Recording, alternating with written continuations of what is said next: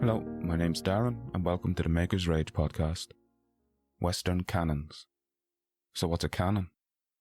If you open a dictionary, you'll see several definitions. An authoritative list of books accepted as holy scripture. A body of principles, rules, standards or norms. The writings or other works that are generally agreed to be good, important and worth studying. The word canon comes from the Greek word meaning rule. If you're Catholic, you've probably heard of canon law, the first modern Western legal system, and indeed the oldest continuously functioning legal system in the West. And the apostolic canon is a collection of ancient ecclesiastical decrees concerning the government and discipline of the early Christian church. You get the impression that what is canonical can't be argued against, like the Word of God. And yet I've titled the podcast Western Canons in the plural, because I won't be talking about the Word of God, but the works of men and women who have contributed to a body of high culture, of literature, music, philosophy, and works of art so valued that generations have been taught to treasure them. For they are part of our heritage. Works were taught in school, at university, works that the wider culture deems classic, because the most educated among us have decreed this to be the case. Perhaps it's unfair to say Western canons have been established by decree. It's more a loose consensus. In the case of the Western canon of literature, there is no agreed upon list. There are some works whose inclusion is less contentious than others, and it does help if you're white, male, and a long time dead, because like it or not, most educated people in the early modern period in the West were white men. And remember, multiculturalism is a relatively recent phenomenon in the West. So while the works of dead white males will necessarily feature strongly in any Western canon, since the influence of these works has been long-standing and pervasive through the whole history of Western culture, these canons aren't fixed by papal decree. Every generation will have people who champion works that have traditionally been included, and others who champion works traditionally excluded. The reason there's no list of 100 authors, philosophers, musicians, artists that everyone agrees upon is that no two people will ever agree upon such a list. Although there have been valiant, perhaps foolhardy attempts by the Modern Library, say, or Harold Bloom. Why should there be a quota at all? Or why should it end with a zero? If Western canons are our cultural treasure trove, surely we want this to continually grow, and not have to swap out older works to accommodate the new. There should be no limit to this bounty. The only criterion for inclusion should be greatness. Now there's a loaded word. I mentioned no two people will agree on 100 works of music or literature, say, that are great. But if you have 100 or 1,000 people, or thousands of people across generations and centuries who have been familiar with these works, a kind of consensus tends to be reached over time. And this, I suppose, is how these canons tend to be formed. In the history of Western music, what are the names that usually feature? Bach, Mozart, Beethoven, Chopin, yes, dead white males. But who'd argue for their exclusion? If we get rid of all the dead white males, there wouldn't be a canon of classical music. And how do we judge their greatness? There are aesthetic criteria for sure. The Irish composer John Field invented the nocturne. But why are all of Chopin's remembered and adored, and none of his? I'm sure you'll find someone out there who will champion the nocturnes of Field. But again, I come to the word consensus. There's something about Chopin's nocturnes that has led more people in succeeding generations, long since his death, to agree that these should be treasured, should be taught, performed in concert by cavalcades of virtuosos and child prodigies, whose names we not even know, but we'll recognise a nocturne of Chopin's all right. There's not enough to say that they are beautiful. That's a matter of opinion. And although enough people over time have agreed with this opinion in justifying Chopin's inclusion in any canon of Western music, each individual listener is still entitled to disagree. Regarding the Western literary canon, the 19th century poet and social commentator Matthew Arnold railed against the anarchy of materialism and the individualistic self-interest of his age, while proposing in his most famous work, Culture and Anarchy, in 1869, that everyone should strive to read and assimilate, quote, the best that has been taught and said in the world. Arnold believed great literature was a palliative against the forces of materialism in the industrial age, and as a substitute for scripture in an increasingly skeptical age, the age of Darwin, Marx and Freud, among others, during which Arnold himself noted in his poem Dover Beach, quote, the sea of fate, its melancholy, long, withdrawing roar, retreating to the breath of the night wind down the vast edges drear and naked shingles of the world. The best that has been taught and said is what you take with you when the barbarians are at the gates and the buildings are on fire. Our poetry, our songs, our origin stories. Before there was writing, the people carried these with them everywhere they went, retained in their memories, transmitted orally.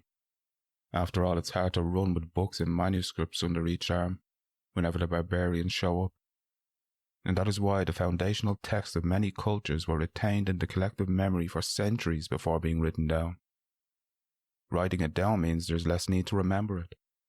What if the libraries go up in flames and there's no one who has memorized the stories? Of course, many libraries have gone up in flames, many great works lost forever.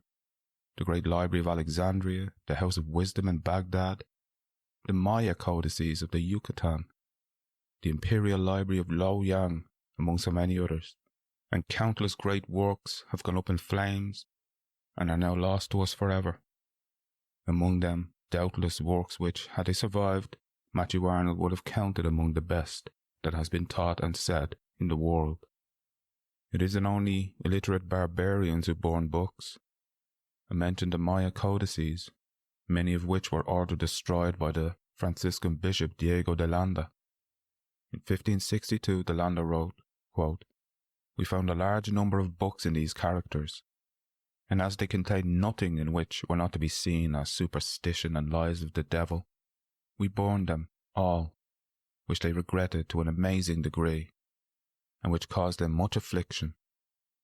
The them being the Maya people, of course, for these were their poetry, their songs, their origin story, their sacred texts, and who knows what other great works of astronomy or mathematics, all dismissed as lies of the devil by a benighted idiot priest. An extreme example of selection bias, where the Catholic Church decides which texts will be translated and transmitted, and which ones added to the index of forbidden books, or worse, thrown upon a bonfire of the vanities. Thankfully, the Arabs who translated Aristotle and Plato and a bunch of other ancient works weren't as hidebound by orthodoxy when deciding whether a text was worthy of being saved. Nonetheless, what survives of the ancient world has gone through a long and rigorous process of selection that wasn't purely on intrinsic merit or greatness. If the Church decided there was heresy in the texts, or superstition and lies of the devil, the chances of them surviving to the 24th century to be considered for inclusion in any canon was remote indeed.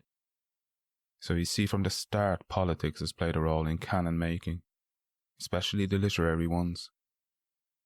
For more blood has been shed over what has been written and said than what was painted or sculpted, and often included with Shakespeare and Dickens and Dante and Homer is the Bible itself, for many throughout history, the alpha and omega of the Western Canon.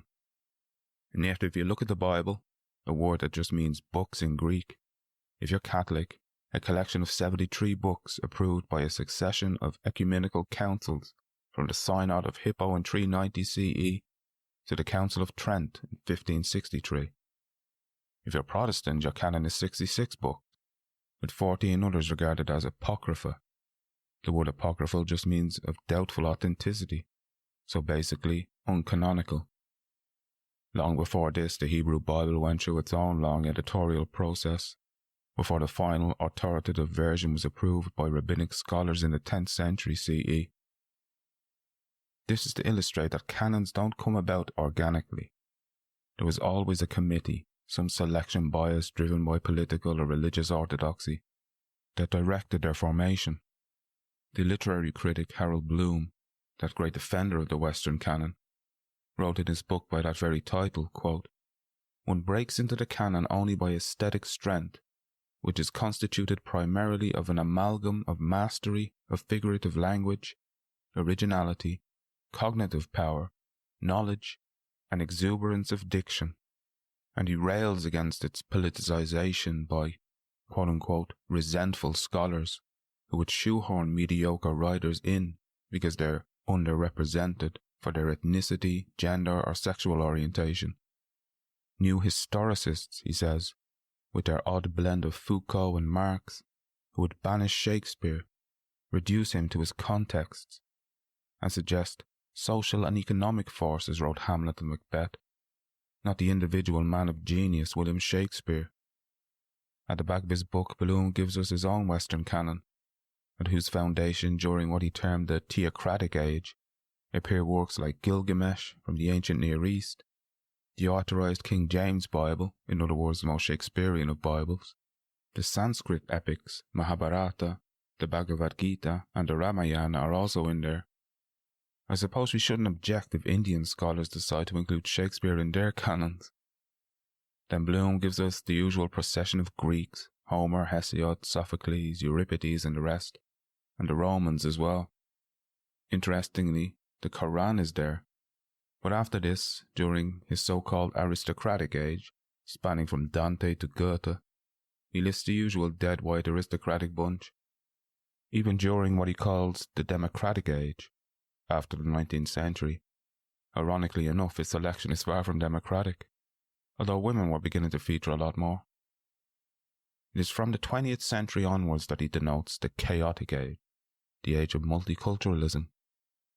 Despite acknowledging earlier the Western Canon's non-Western origins, it is the politics of identity which characterizes the chaotic age that he felt most degraded the canon in the 20th century onwards.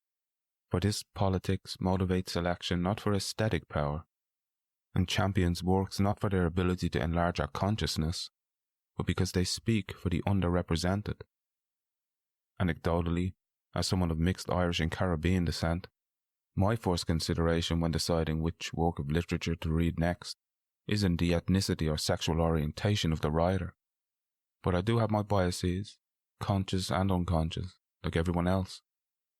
Ireland took to multiculturalism quite suddenly during the economic boom of the 90s and early noughties. The Celtic Tiger, they called it. Now there are people of Indian and African and Chinese descent walking around with Irish accents. This wasn't common 20 years ago even. And I can imagine being someone today with Chinese parents, say, going to school and being told this and that writer is great, who isn't Chinese. Even though you consider yourself Irish and develop a love of Irish literature, you may wonder if there ever could be a great Irish writer with Chinese or Indian or African parents. In America, of course, this has been playing out almost since the country's founding, and the signatories of the Declaration of Independence, all being men of European descent, in their determination and supreme confidence, must have been disquieted in declaring independent a territory their ancestors seized from the people who were indigenous to that land. And since many of them owned slaves, did they wince a little when reciting the all men are created equal part?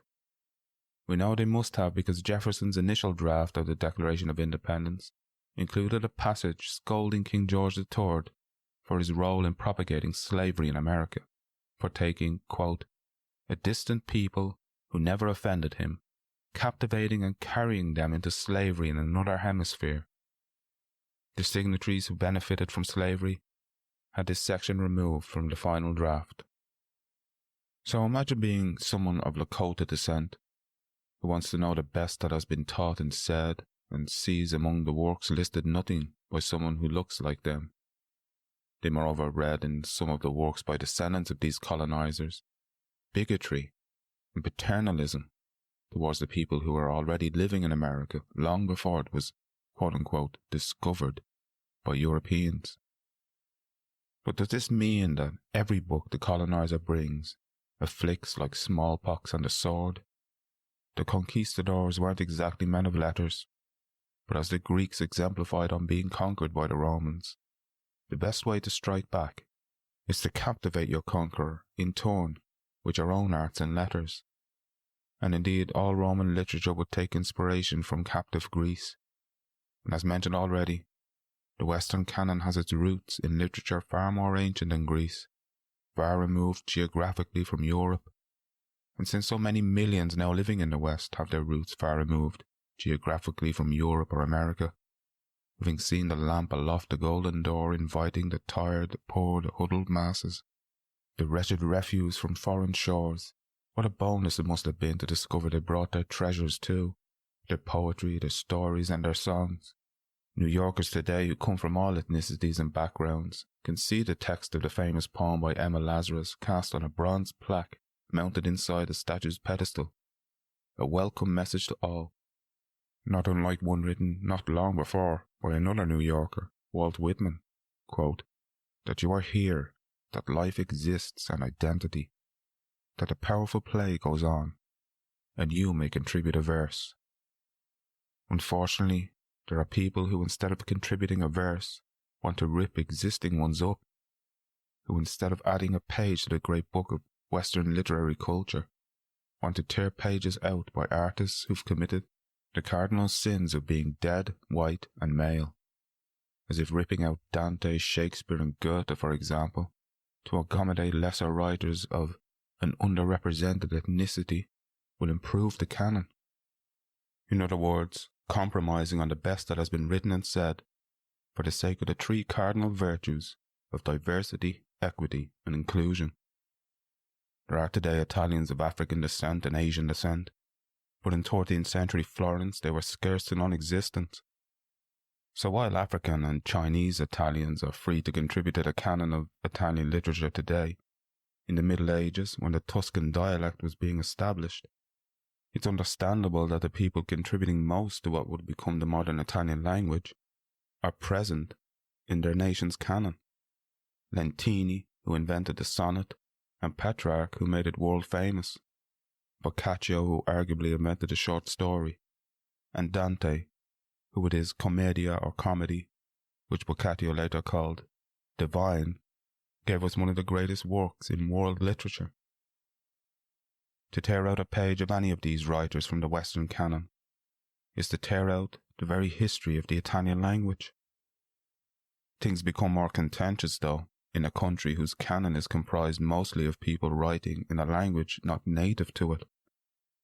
In the portrait of the artist as a young man, the Irish writer James Joyce gives us an exchange between Stephen Dedalus, a barely disguised Joyce, and an English dean, who was surprised by the Hiberno-English word tundish, which is a type of funnel used to regulate the flow of liquid, originally in brewing. "Is that called a tundish in Ireland?" asks the dean. "I never heard the word in my life."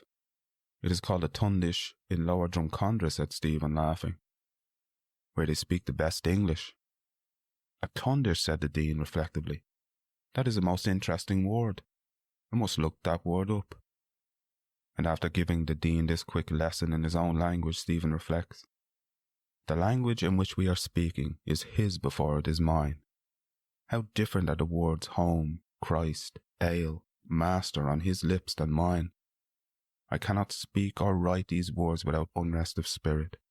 His language, so familiar and so foreign, will always be for me an acquired speech. I have not made or accepted its words. My voice holds them at bay. My soul frets in the shadow of his language." This is the insecurity every Irish writer who writes in English must feel when considering who to include in any Irish canon. Many writers traditionally included in the English literary canon are Irish after all. And yet it was this very insecurity that motivated writers like Joyce, Beckett, Flann O'Brien and Yeats in the 20th century, when Irish independence was finally achieved, to make this language their own. The English language may have belonged to the English first, but Anglophone countries like Ireland, the US, Canada, Australia produced their own versions of this language, and their own literature to boot, and this was the empire striking back. Similarly, the greatest literature written in Spanish in the 20th century was mostly not written in Spain. Julio Cortázar of Argentina, Carlos Fuentes of Mexico, Mario Vargas Llosa of Peru, and Gabriel Garcia Marquez of Colombia all writing in Spanish, the language of the conquistadors. But you can argue the Latin American boom had a greater influence on Spanish language literature than anything written in the Iberian Peninsula the past 100 years. I suppose America, of all Western countries, has the most trouble with its canon. A country founded on Western European principles by people of European descent, but significantly, unlike in Europe, not indigenous to it. A further complication, the United States, which prides itself on its Constitution and on its Declaration of Independence, of the equality of all men and women, whatever ethnicity, was the last major Western country to abolish slavery, and even after the abolition, down to the present, has had to live with the consequences of slavery. The United States may be a nation of immigrants who come from all over the globe, but Native Americans didn't send out any invitations, and African Americans didn't accept any. So it's no wonder the indigenous would rankle at the suggestion their land was discovered in 1492 by a European pirate, or the descendants of slaves take umbrage upon discovering that the founding fathers agreed to redact a passage condemning King George III for captivating and carrying their ancestors into slavery. We hold these truths to be self-evident. Well, when Jefferson wrote those words, there was little evidence that all men were created equal. And this is the truth America has had to come to terms with, through Jim Crow, the Civil Rights Movement, Black Lives Matter. But I suppose there is a worthwhile concern that these politics have encroached too far upon literature and the arts, and that in confusing the struggle to achieve equality of opportunity for all, with that of equal historical representation, there's a risk of overcorrecting by excluding works, not for the lack of aesthetic power, but because their author's skin colour is overrepresented. The goal shouldn't be to rip up existing verses, but like Langston Hughes did, to contribute nuance. Tomorrow, I'll be at the table when company comes. Nobody'll dare say to me, eat in the kitchen, then. Besides, they'll see how beautiful I am, and be ashamed. I too am America.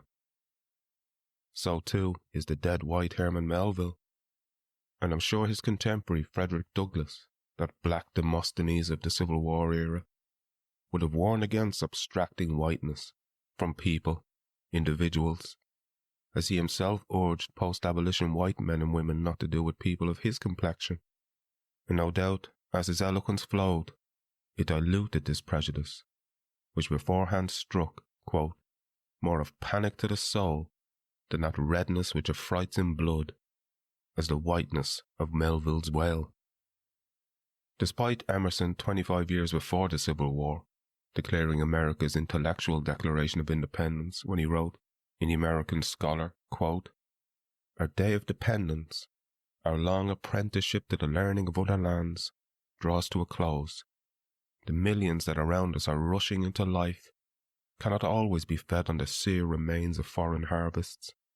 Events, actions, rise that must be sung, that will sing themselves." 20 years later, Whitman began his Song of Myself with the famous line, "I celebrate myself and I sing myself." It will take another 70 years before the son of slaves, Langston Hughes, would say, "I too sing America." Today it's hard to imagine an American canon without Langston Hughes or James Baldwin, Alice Walker, Toni Morrison, Richard Wright, Ralph Ellison and others besides.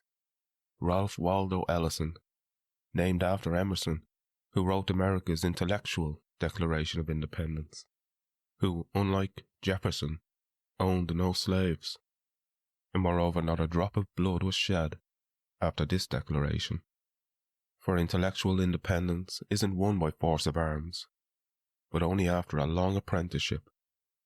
And though Emerson would urge the American scholar not to feed on foreign harvests, he was still steeped in the European classics, writing essays on Montaigne, Shakespeare, Napoleon, Goethe, Plato, and Swedenborg in his representative men. Likewise, Ellison wrote that T.S. Eliot's The Waste Land was a major awakening moment, and no doubt he read Emerson, as he did Dostoevsky and Thomas Hardy, who are also big influences. And this is how a writer becomes canonical, by first becoming familiar with the canon, then writing within and around the canon, responding to it, even subverting it. And subversion is a kind of response. And only in the arts can heretics be canonized. Of course, the more inclusive the canon becomes, the richer and more capacious, the more there is for teachers to choose from. But it also means that teachers must be more selective when teaching it. There are only so many works one could fit into any curriculum, and this is where the controversy really starts. Some have argued that in English language literature, including Chaucer and Shakespeare and Milton, especially in any American literary canon, is to fill a limited space with great immovable colossi, against whose pedestals all subsequent writing must be stacked. Of course, the idea that Shakespeare is an immovable colossus would have amused him and his contemporaries. That said, one of his contemporaries, one of his rivals, Ben Jonson, said that he was not of an age, but for all time. So they must have seen the potential. And while banishing Shakespeare from the canon isn't to banish all the world, to quote Falstaff, but it would be to excise the most considerable single influence on English literature, other than the Bible. And while Emerson wanted to end a long apprenticeship to foreign shores, the language that is spoken by most Americans is itself an immigrant that brought with it its history, its poetry, and its songs. All this, of course, only adds to the difficulty of forming a curriculum of great literature. It's easier with Western composers, since no one is writing great symphonies these days, great piano concertos. If there are Chopins and Beethovens out there, they're in hiding. By contrast, more literature, more poetry is written today than at any time in history. How can we possibly identify what works will be canonical in 200 years? Still though, what teachers choose to teach today has a greater chance of being taught tomorrow. Yet no two teachers, no two lovers of literature will ever agree upon the same list of great books, which is where an informed consensus is needed. Giving students some agency here is important too. It allows them to enter into a dialogue with the canon. The purpose of teaching literature isn't simply telling students what's good and what's bad writing. It's to teach them to think critically about all writing, to discern for themselves what is good and what is bad, what they like and dislike, and to develop the ability to articulate their defense persuasively. And I don't mean to turn them into literary critics, especially those belonging to what Harold Bloom termed the quote-unquote school of resentment, though one shouldn't be too quick to dismiss the many ways there are of interpreting a text. A feminist reading of a poem or a Marxist one, a psychoanalytic, post-structuralist, a queer reading. It makes the work richer, more interesting, like an opalescent stone that changes colours as you turn it. As soon as we stop examining a work, arguing over it, examining it from all sides, it loses its lustre. And the fact Shakespeare has been translated into at least 100 languages, and his works performed in Japanese, Arabic, and Swahili, perhaps points to him being more than just a big marble colossus taking up space. But when bardolaters like Harold Bloom claim Shakespeare invented human character, it makes him seem inescapable, which is why there are great writers who resented him, like Tolstoy and Mark Twain, who both thought he was overrated. It was their way of denying his divinity, resisting his apotheosis, for once a writer's works becomes holy writ, they become, in a sense, dogmatic. One must be free to say, I don't like Hamlet, Macbeth is boring, without fearing being burnt at the stake. When it was decided sometime in the 19th century that God was dead, some like Matthew Arnold sought solace in literature. Then along came the literary critics, who looked at the word author and thought it smacked too much of divine authority. So in 1967, the French literary theorist Roland Barthes published the essay The Death of the Author, which stated that whatever the author intended in his or her work is less important than the reader's interpretation. The death of the author seemed to imply the birth of the critic, and since author implied authority, Barthes suggested we change the word to scripter. Thankfully this hasn't caught on. What did catch on was a trend of bringing increasingly baffling theory to the humanities, and all the bafflegab that comes with it. And post-World War II, most of it seemed to come out of France. The British biologist Peter Medawar was exasperated by the, quote, euphoristic prose poetry, which is one of the more tiresome manifestations of the French spirit. But if the French language doesn't lend itself naturally to the opaque and the ponderous, perhaps inspired by questionable translations, many Anglophone literary theorists would imitate the style in English. I'm not going to cherry-pick examples out of a body of work that itself has become a kind of canon, but I'll quote Alexander Pope's admonition in his essay on criticism. Be sure yourself and your own reach to know how far your genius, taste and learning go. Launch not beyond your depth, but be discreet, and mark that point where sense and dullness meet. One accusation that's most often levied against literary critics today is that they fail to mark that point. Some have called this tendency to the abstruse physics envy. Perhaps in some, but I think for most in the humanities it's been an attempt to grapple with a world, a reality that seemed a lot less simple at the dawn of the 20th century than in centuries past, when old certainties seemed unassailable, when God was in his heaven and all was right with the world. The fact the intellectual leadership of the 20th century rested largely with scientists. Time magazine's man of the 20th century is Einstein after all. And since theoretical physicists are celebrated for ideas the general public scarcely understand, perhaps some in the humanities who call themselves theorists saw difficulty as a virtue, and being clear and comprehensible as something to be avoided, like public nudity. Of course, you see the same trend in 20th century philosophy. Wittgenstein's Tractatus is not an easy read, neither is Heidegger's Being and Time, works known as much for their inaccessibility as for their influence on 20th century thought. And if you look at the Western philosophical canon, which some believe consists of a series of footnotes to Plato, if Plato is to that canon what, say, Homer is to the Western literary canon, his dialogues are certainly far more readable and entertaining than what you see in philosophical journals today. The German philosopher Immanuel Kant is considered the greatest philosopher since Plato and Aristotle, and yet his great work, The Critique of Pure Reason, is again famous for being impenetrable. Of course, this may simply be down to the fact that not all great philosophers are great writers. Plato was a great writer, Aristotle was not. Chopin was a great writer, Hegel was not. Nietzsche was perhaps the greatest philosophical writer, and this has definitely helped his popularity, let alone his canonicity. And yet, ironically enough, it's from Nietzsche that 20th century theorists developed their skepticism towards grand narratives like democracy, the Enlightenment, and the idea of a Western canon. Plato, whose dialogues read like plays that could be performed on a stage, nonetheless wanted to banish the poets from his republic. Were he alive today, I'd say he'd revise his opinion on this and instead banish the cabals of obscurantists who claim to be his successors. But of course, we should be skeptical of so-called Western canons, because they aren't strictly Western.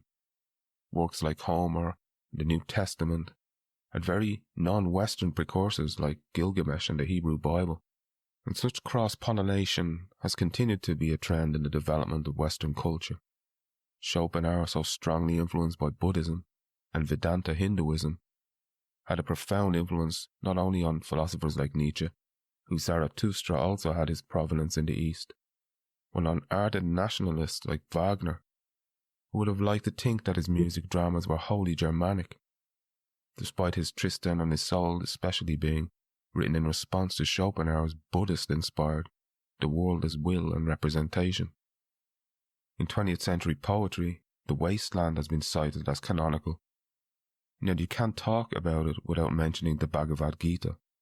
In Western art, Toulouse-Lautrec was inspired by Japanese woodblock prints, Picasso by African sculpture, particularly the traditional masks, and the Beatles, who used the piccolo horn as Bach would have done, also incorporated the sound of the Indian sitar in their song. Ravi Shankar, who taught George Harrison to play the sitar, engages with Western music by writing compositions for sitar and a Western orchestra. So the East-West dialogue that began in antiquity has continued to the present. And though we may squabble over who gets to cross a geographical boundary.